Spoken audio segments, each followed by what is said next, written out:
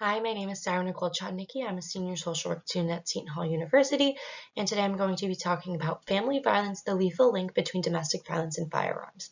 Domestic violence is defined as a pattern of behavior in any relationship that is used to gain or maintain power and control over an intimate partner. Abuse can be physical, sexual, emotional, economic, or psychological actions or threats that influence another person.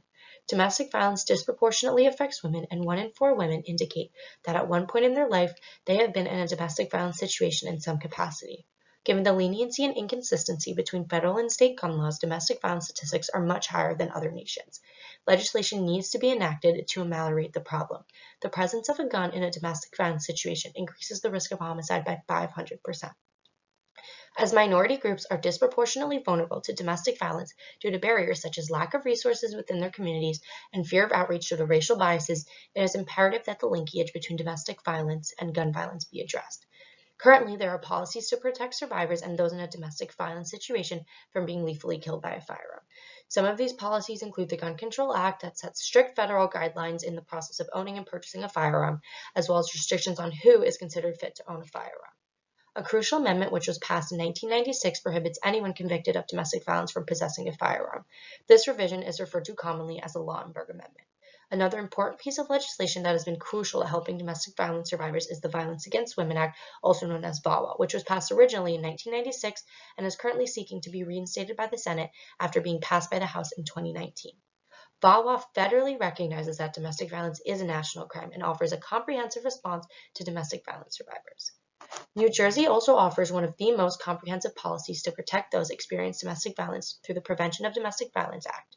This act criminalizes 19 different kinds of abuse as domestic violence and offers free resources to survivors. New York State has made great strides toward eradicating gun violence associated with domestic violence by passing the Safe Homes and Families Act in November 2020 that requires cops called to a domestic violence scene to take all guns that are found after a lawful search for at least 48 hours.